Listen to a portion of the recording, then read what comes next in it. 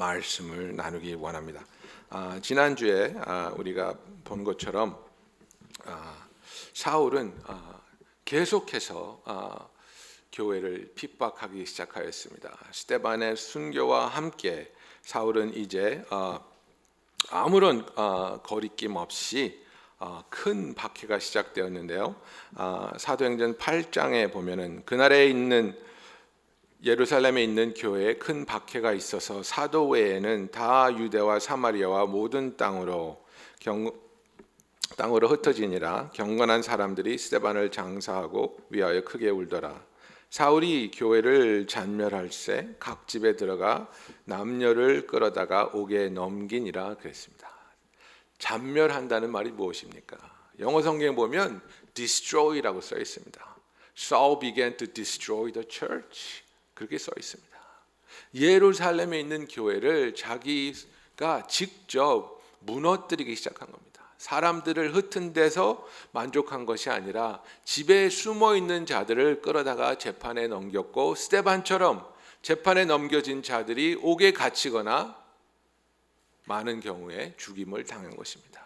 그것에 만족하지 않고 또 다른 곳으로 흩어진 예수 믿는 자들을 예루살렘에서 없앴으니까 잘 됐다가 아니고 끝까지 쫓아가서 이들을 핍박하려고 결심한 것이 사울입니다. 그래서 우리가 본문에서 보는 것처럼 대제사장으로부터 다메섹에까지 가서 그들을 쫓아가서 그들을 결박하여 끌어오려고 한 것이 사울의 계획이었습니다.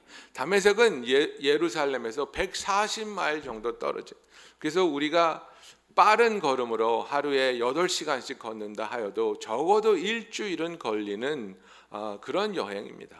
그 옛날에 위험한 길에 험한 길을 사울은 일주일 동안 마다하지 않고 가는 겁니다. 왜? 예수 믿는 자들을 잡아 죽이기 위해서입니다. 예수 믿는 자.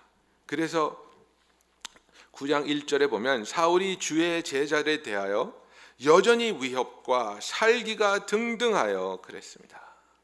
여러분, 우리 삶에 있어서 우리가 기도를 할 때 그리고 또 전도를 할 때 맛을 좀 보지 않습니까? 간을 본다고 할까요? 그래서 좀 얘기를 해보고 찔러봐서 이 사람은 좀 착한 것 같아.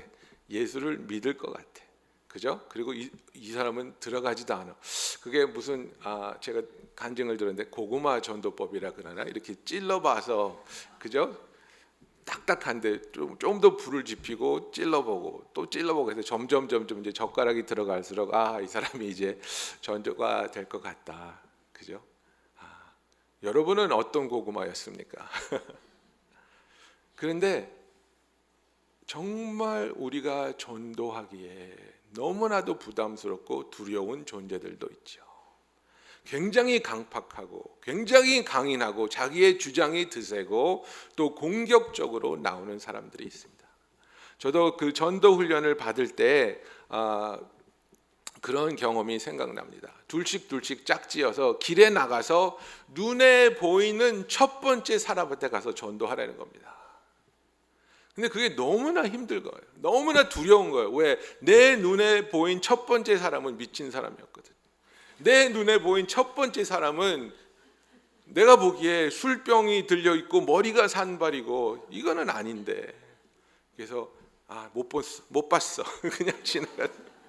그러면서 계속 재는 거죠. 저 사람은 강팍해 보이고 저 사람은 야가 빠진 것 같고 뭐 그러다가 나중에 어쩔 수 없이 고른 게 애입니다. 애. 왜? 제일 만만해 보이니까, 제일 내 말을 들어줄 것 같으니까. 그런데 결과는 no입니다. no. 예수에 대해서 들어보지 않을래? no. 전도를 하면서 느끼는 것은 무엇이냐면, 우리가 전도 폭발을 하면서 배우는 것이 무엇이냐면, 우리가 전도를 하기 위해서 나설 때마다 하나님께서 준비한 영혼이 있다는 겁니다. 영어로는 이걸 divine appointment라고 합니다. 하나님이 잡아준 예약입니다. 내가 알지 못하는, 그러나 우리가 하나님의 음성에 순종해서 하나님의 뜻에 아멘하고 전도하기 위해서, 복음을 나누기 위해서 나설 때 우리가 꼭 해야 하는 하나님이 준비해 놓은 영혼이 있는데, 그것은 우리가 겉모습으로도 알 수 없고 찔러봐서 알 수 있는 것이 아니라 하나님께서 우리를 통해서 역사하실 때, 하나님께서 복음을 통해서 역사하기 시작할 때에 그 하나님의 계획이 드러나게 되는 것입니다. 그런데 이렇게 전도를 통해서 복음이 전파될 때도 있고, 때로는 우리의 관계 속에서 정말 전도하고 싶은 분이 있는데 너무나도 강팍하고 너무나도 자기 주장이 강하셔서 몇 번씩 전도를 해봤는데도 거부하시고 거절하는 분들이 계시지 않습니까? 그죠? 그분들이 우리의 부모님이 될 수도 있고, 우리의 형제가 될 수도 있고, 우리의 배우자일 수도 있습니다. 우리의 자녀일 수도 있습니다. 정말 오랜 세월을 놓고 기도하는데 보통 때에는 착하고 상냥하고 이해심이 많은데, 예수 얘기만 나오면 표정이 바뀌고 마음이 굳어지고 공격적으로 나와서 정말 우리의 마음을 아프게 하는 분들이 있단 말입니다. 그런데 사울이라는 자는 그런 분들 곱하기 1000입니다. 아무리 우리가 강팍한 사람을 만났다 할지라도 사람을 쫓아다니면서 잡아다 죽이는 사람 보셨습니까? 예수 믿는다고? 여러분, 우리가 웃는 말로 그렇게 하죠. 너 그 남자 만나지 마. 그 남자 만나면 내가 도시락 싸갖고 다니면서 방해할 거야. 이런 말 하죠. 사울이 도시락 싸갖고 다니면서 예수 믿는 사람들 죽인 사람입니다.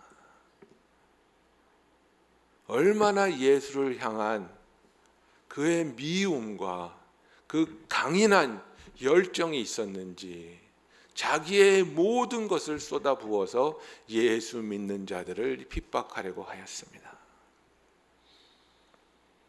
어떻게 생각하십니까?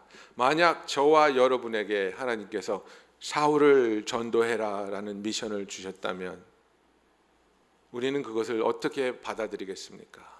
어떻게 감당하겠습니까? 그죠? 그래서 우리가 오늘 보는 이 본문의 말씀에서 사울이 어떻게 예수님을 만났을까? 그리고 사울을 하나님은 왜 만나 주셨을까? 그것을 통해서 우리가 신앙생활을 하면서 하나님으로부터 위로를 받고 은혜를 받는 시간이 되기를 원합니다. 사울만큼 유대인으로서 완벽한 남자는 없었습니다. 그죠? 요새 젊은이들 말로 정말 엄친아입니다. 엄친아. 예? 정말 가족 좋죠. 교육 최고의 교육 받았죠. 그죠? 여러분들 미국 시민권이 땄고 우쭐 대시는 분들 계시죠? 사울은 그 당시에 이 세계에서 가장 강력한 나라 로마의 시민권을 가지고 있던 사람입니다. 율법적으로 하자가 없는 사람입니다. 빌보서 3장에 이렇게 고백하고 있습니다. 그러나 나도 육체를 신뢰할 만하며 만일 누구든지 다른 이가 육체를 신뢰할 것이 있는 줄로 생각하면 나는 더욱 그러하리니 나는 8일 만에 할례를 받고 이스라엘 족속이요 베냐민 지파요 히브리인 중에 히브리인이요 율법으로는 바리새인이요 열심으로는 교회를 박해하고 율법의 의로는 흠이 없는 자라 그랬습니다. 종교적인 관점으로 봤을 때, 세상적인 관점으로 봤을 때 사울만큼 완벽한 인간은 없었습니다. 그런데 그러한 사울도 하나님 앞에서는 저와 여러분과 다름없는 한낱 죄인이었다는 사실입니다. 그의 완벽한 가족 상황과 완벽한 배경과 교육과 율법에 대한 열심도 하나님 앞에서는 구원받을 수 없는 죄인에 불과하였습니다. 우리가 다 알다시피 에베소서 2장 8절 9절에 너희는 그 은혜에 의하여 믿음으로 말미암아 구원을 받았으니 이것은 너희에게서 난 것이 아니요 하나님의 선물이라 행위에서 난 것이 아니니 이는 누구든지 자랑하지 못하게 함이라. 로마서 3장 20절에 그러므로 율법의 행위로 그의 앞에 의롭다 하심을 얻을 육체가 없나니 율법으로는 죄를 깨달음이니라. 율법은 우리가 율법을 지킬 수 없는 것을 깨닫게 해주고, 우리가 율법을 지킬 수 없는 존재들이기 때문에 우리가 죄인이라는 것을 보여주는 하나님의 도구에 불과합니다. 율법을 지킴으로써 우리는 구원을 얻을 수 없다고 말하고 있습니다. 디도서 3장 5절에 우리를 구원하시되 우리가 행한 바 의로운 행위로 말미암지 아니하고 오직 그의 긍휼하심을 따라 중생의 씻음과 성령의 새롭게 하심으로 하셨나니 그랬습니다. 우리의 의로운 행위로 우리를 구원하신 것이 아니고 오직 그의 긍휼하심을 따라 중생의 씻음과 성령의 새롭게 하심으로 하셨다고 말하고 있습니다.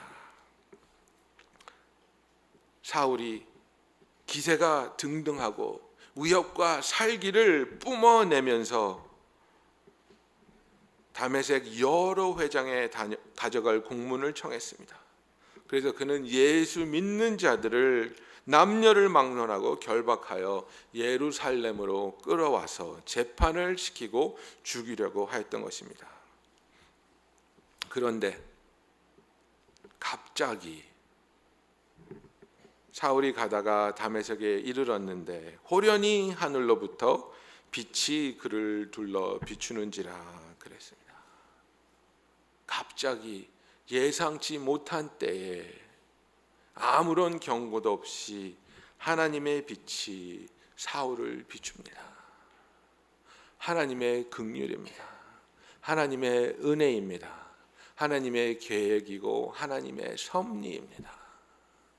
이것을 통해서 우리는 하나님을 향한 기쁨과 믿음과 소망이 있으며 하나님으로부터 위로받을 수 있는 저와 여러분이 되기를 원합니다.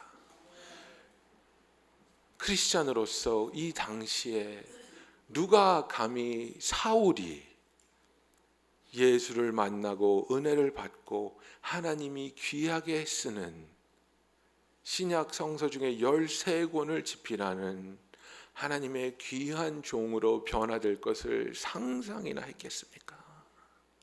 그러나 이 일은 갑자기 사울을 빛으로 비추신 하나님의 계획과 능력으로 이루어졌다는 사실입니다. 제가 요새 설교를 할 때 그 가족 얘기를 하기가 좀 불편해졌어요. 전에는 막 했잖아요. 근데 요새는 그 우리 웹사이트에 저희 아버님이 들어와서 설교를 매주 들으시는 거예요. 그래가지고 이거 아버님 왜 얘기를 못 하겠네. 좀 겸연쩍어 하시고 그러니까 근데 좀 아버님 얘기를 좀 하려고요 오늘은. 저희 아버님이 제가 그때는 국민학교죠. 국민학교 1학년 때 미국에 오셔서 영주권을 따시려고 혼자 이민 오셨습니다. 그리고 아버님이 미국을 가신 다음에 우리 가족은 예수 그리스도를 영접하게 됐고 우리 온 가족이 예수를 믿고 매일매일 가족 예배를 드리는 그래서 우리가 가족 예배를 드릴 때마다 그 제일 가장 그 우리의 절박한 기도는 그것이었죠. 아버지와 다시 합치게 하여 주시고 영주권이 나와서 그리고 우리가 미국에 갔을 때 아버지가 우리와 같이 예수를 믿고 교회 다니게 해주세요. 정말 거의 하루도 안 빠지고 매일 가정 예배를 드린 것 같습니다. 그리고 매일 이 기도 제목을 놓고 기도를 드린 것 같습니다. 그래서 제가 중학교 1학년 때 아버님께서 드디어 영주권이 나와서 우리를 초청해서 미국으로 가게 되었고 저는 그렇게 생각했어요. 기도를 6년이나 했는데 매일매일 6년이나 했으니까 정말 우리가 가서 아버지한테 교회 가자고 하면 아버지께서 그럼 같이 가야지 하고 예수를 믿으실 줄 알았어요. 그랬더니 아버지 입에서 나온 말이 그거예요. 미국은 자유국가다.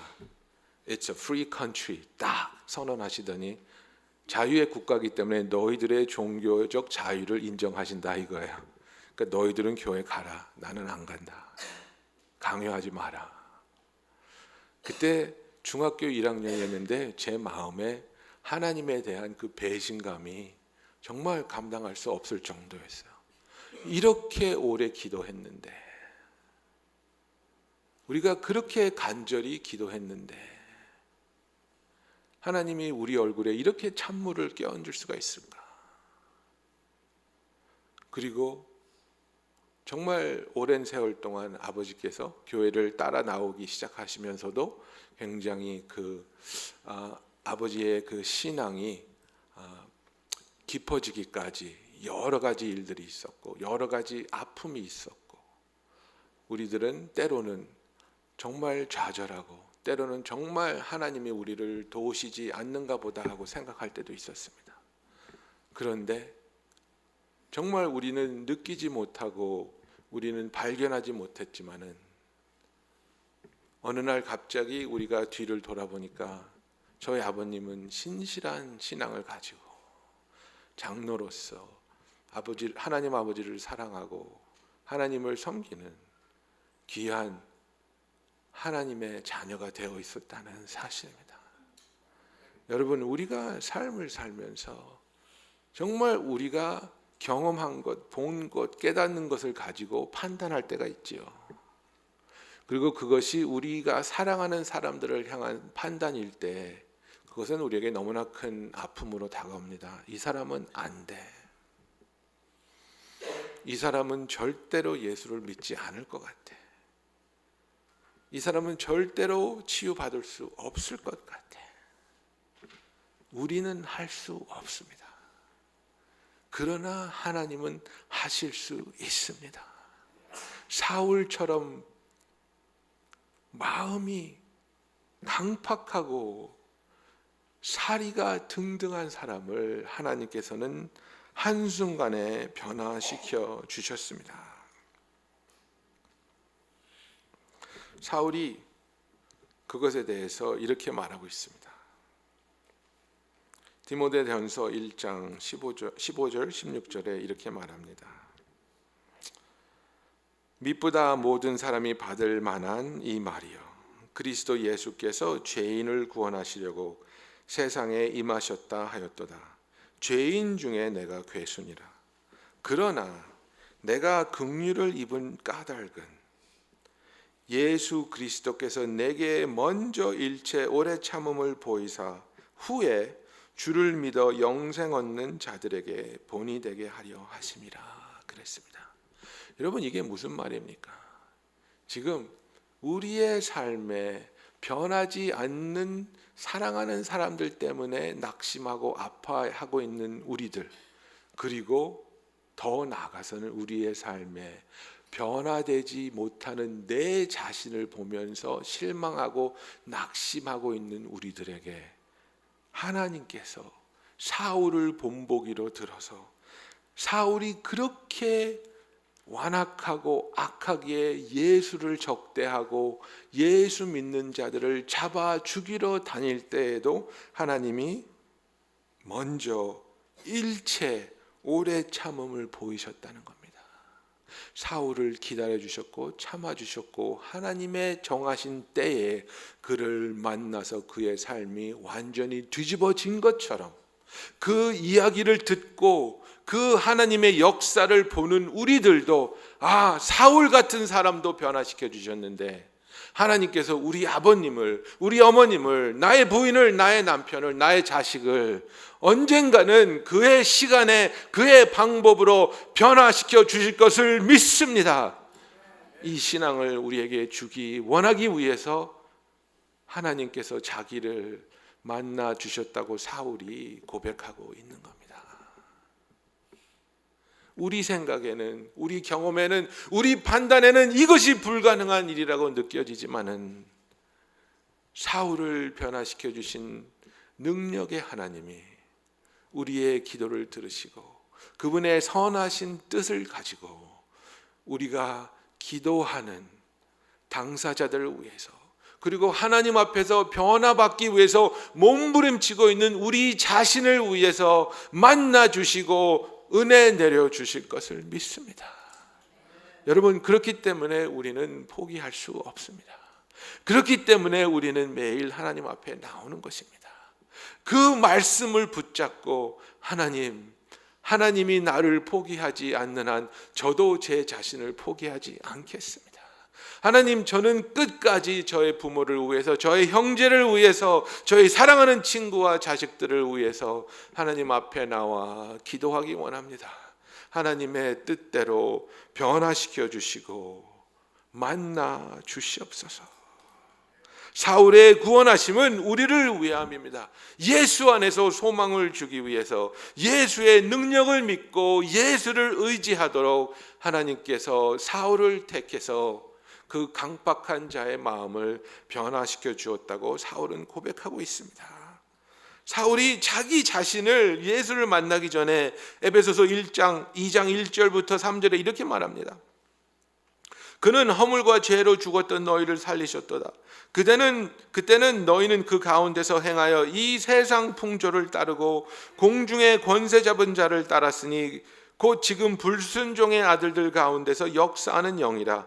전에는 우리도 다 그 가운데서 우리 육체의 욕심을 따라 지내며 육체와 마음에 원하는 것을 하여 다른 이들과 같이 본질상 진노의 자녀이었더니 그런다. 내가 진노의 자녀였다. 나는 내 뜻대로 내가 원하는 대로 살았다. 하나님을 위해서 예수 믿는 자를 핍박하였다고 하지만 그러나 사실은 내가 원하는 것을 하고 다녔다는 고백입니다. 이렇던 나를 하나님께서 만나주시고 이렇던 나를 구원해 주신 이유는 장차 예수를 믿을 성도들이 나의 삶을 통해서 내 안에서 역사하신 하나님의 능력을 보고 그들이 소망을 갖고 희망을 가지고 하나님 앞에 끊임없이 부르짖을 수 있고 하나님 앞에서 기다릴 줄 아는 성숙한 성도가 되기 위한 하나님의 뜻이라는 것을 우리에게 말씀해 주고 있습니다. 하나님께서 단순히 우리만을 위해서 사도 바울을 구원해 주신 것은 아니죠. 하나님께서는 그보다 더욱 큰 목적이 있으셨는데 그것은 하나님의 사역입니다. 사도 바울 같이 정말로 자기 자신만을 위해서 똘똘 뭉쳤던 사람도 하나님께서는 하나님의 일을 위해서 쓰기 원하셨습니다. 제가 오늘 아침에 찬양대와도 잠깐 이 이야기를 했는데 저희가 어저께 만두를 만들지 않았습니까? 그래서 정말 너무나도 많은 분들이 여러 가지 모습으로 여러 가지 방법으로 도와주셨습니다. 저는 그 한 분 한 분의 그 이야기를 보면서 너무나도 마음이 뭉클하고 정말 감사했습니다. 아침부터 오셔서 도와주신 분들도 계시고 그 힘든 시간에 잠깐 짬을 내셔서 뛰어오셔서 도와주신 분도 계시고 또 부부가 바톤 타치를 하면서 도와주신 분들도 계시고 그죠? 정말 우리가 솔직히 그냥 교인들한테 그냥 50불씩 내십시오. 성교하게 50불씩 내십시오. 그러면 웬만한 교인들이 내시겠죠.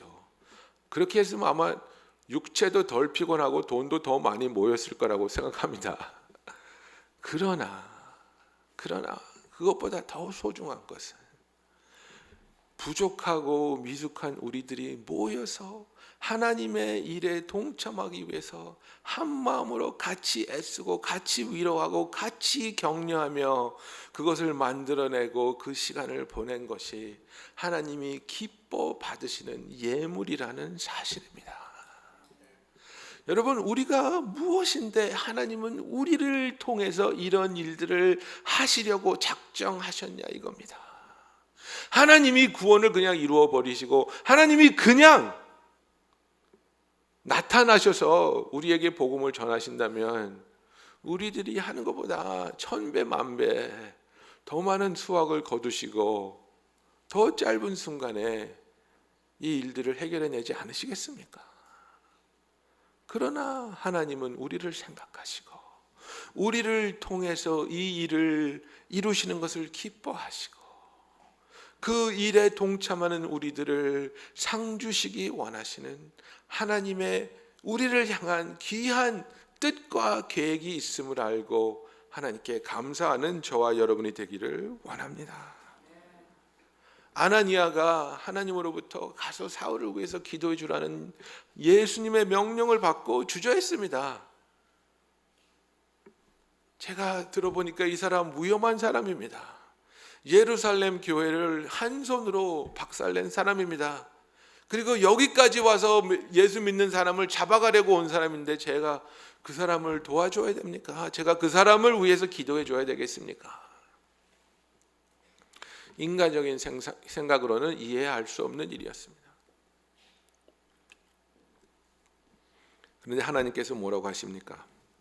사도행전 9장 15절에 주께서 이르시되 가라. 이 사람은 내 이름을 이방인과 임금들과 이스라엘 자손들에게 전하기 위하여 택한 나의 그릇이라. 그가 내 이름을 위하여 얼마나 고난을 받아야 할 것을 내가 그에게 보이리라 하시니 그랬습니다. 하나님은 우리를 단순히 구원하시는 데 목적을 두지 않습니다. 죽을 수밖에 없었던 어떤 생명을 구해낸 것 가지고 만족하시는 것이 아니라 구원받은 그 생명이 이제는 의미 있고 가치 있는 삶을 살 수 있도록 우리로 하여금 그분의 그 놀라운 사역에 동참하게 하시고 동참할 수 있도록 우리를 도우시고 능력 주시는 것이 하나님의 기쁨이란 말입니다. 여러분, 우리들이 그 인간들도 그렇죠. 누구를 돕는다는 것은 정말 기쁜 일입니다. 그것을 기뻐합니다. 그래서 어떤 사람들은 길가에 버려진 고양이와 개들도 구원해 주기를 원하고, 그죠? 음식을 주고 구출하고 그러죠. 그런데 만약 그 구해낸 그 짐승이 다시 한번 애니멀 쉘터로 끌려가게 되고 또 죽음을 당하게 된다면 그 개를 구원해 준 의미가 아무것도 없지요. 만약 하나님이 우리를 구원해 주셨다 할지라도 우리가 아무런 의미 없고 가치 없는 삶을 살다가 다시 한번 죽게 된다면 그것이 무슨 의미가 있겠습니까? 하나님은 우리를 단순히 구원하는 데 의미를 두는 것이 아니라 우리를 구원하여 우리의 삶이, 우리의 인생이 그분의 손에 붙잡힌 바 되어서 영원토록 의미 있는 사역에 동참하게 하시고 영원토록 없어지지 않는 열매를 맺게 하도록 우리를 도우시고 성숙해 하시며 그 사명을 위해서 저와 여러분을 부르신 것을 믿으시면 아멘 하시기 바랍니다.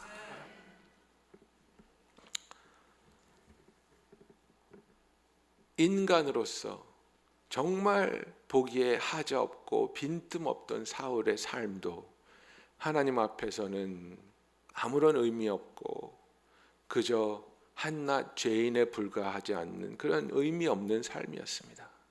그러나 하나님께서 그를 만나주시고 하나님께서 그의 삶을 바꿔주시고 목적을 바꿔주셨을 때 사울은 당당하게 그의 제자들에게, 예수를 믿는 성도들에게 내가 예수를 본받는 것처럼 너희도 나를 본받는 자가 되라고 말하고 있습니다.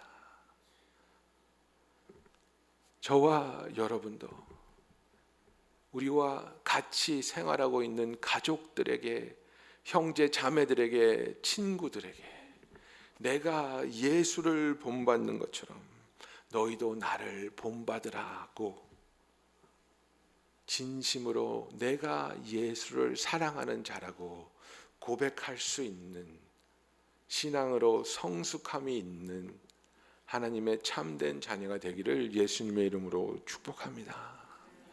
여러분, 우리의 삶은 이 세상에서 세상이 가지고 있는 기준에 성공했다는 소리를 들을 때에 성공한 삶이 아니라 하나님 앞에 섰을 때 하나님이 주신 인생을 하나님을 위해서 무엇을 하며 살았는지 하나님 앞에서 고백할 때 하나님께서 우리에게 주시는 그 말씀, 수고했다, 잘했다, 착하고 충성된 종아, 이 말을 들을 수 있는 삶을 사는 저와 여러분이 되기를 예수님의 이름으로 축원합니다. 사도 바울처럼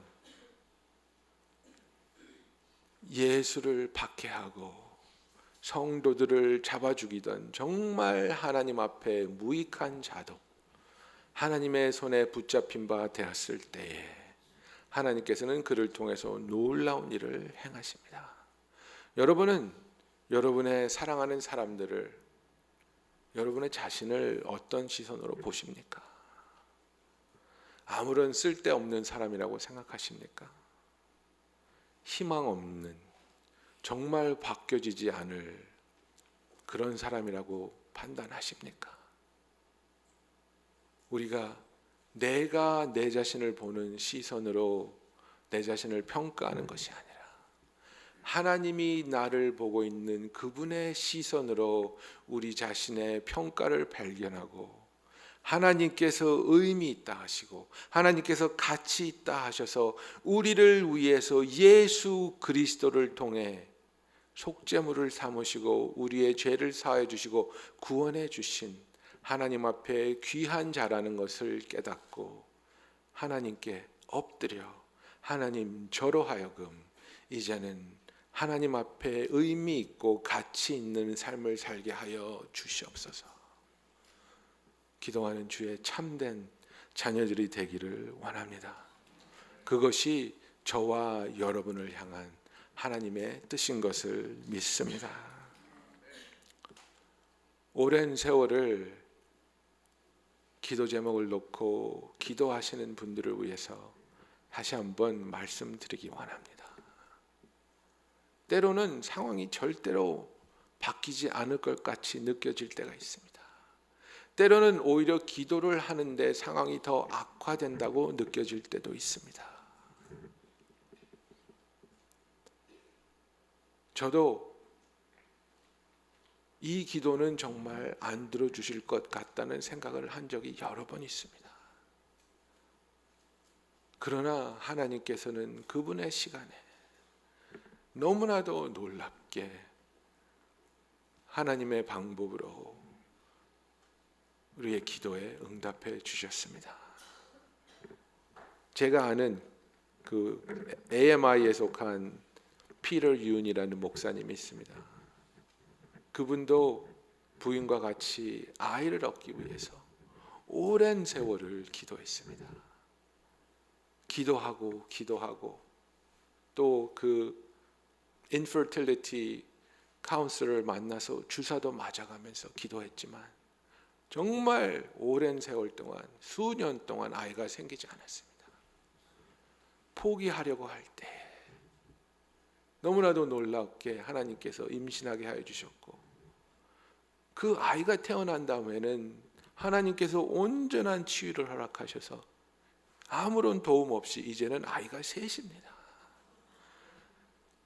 하나님이 하나님의 때에 하나님의 방법으로 우리의 마음에 가지고 있는 애탄 기도를 들어주시고 우리에게 소망 주실 것을 믿고 기도하시는 저와 여러분이 되기를 예수님의 이름으로 축원합니다. 그리하여서 우리들도 사울처럼 우리를 바라보는 다른 사람들이 소망을 잃은 자들이 저 사람도 하나님이 도울 수 있다면 나도 도와주시겠구나. 저 사람을 도우신 하나님이 나와도 함께 하시겠구나. 위로받고 은혜 받는 하나님의 구원의 도구로 사용되는 저와 여러분이 되기를 예수님의 이름으로 축원합니다. 기도하겠습니다.